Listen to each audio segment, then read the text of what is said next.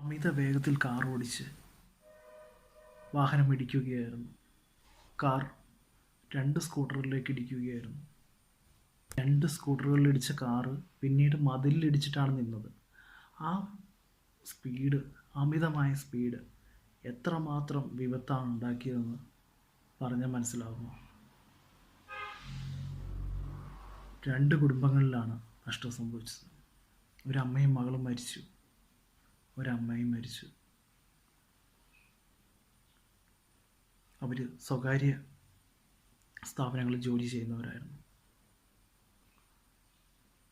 എന്ത് പറയാനാണ്? 24 വയസ്സുള്ള യുവാക്കളാണ്, വിദ്യാർത്ഥികളാണ് വാഹനം ഓടിച്ചത്. നമ്മളുടെ ഭരണകൂടം, നമ്മുടെ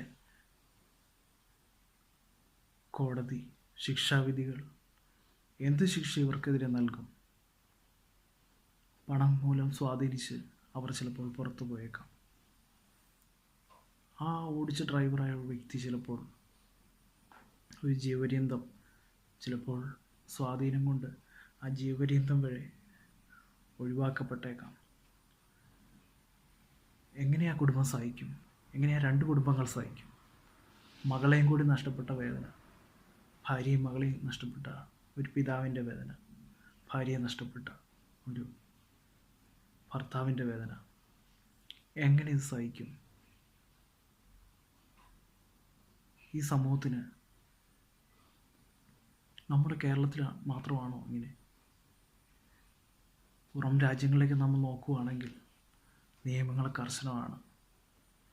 എന്ത് നടപടി ഈ ഡ്രൈവ് ചെയ്ത ആ വിദ്യാർത്ഥിക്കെതിരെ എടുക്കും, 24 വയസ്സുള്ള യുവാവിനെതിരെ എടുക്കുമെന്ന് നാം ശ്രദ്ധിക്കേണ്ടിയിരിക്കുന്നു. കാരണം ഇത് നമ്മളുടെ കുടുംബത്തിൽ നാളെ സംഭവിച്ചാൽ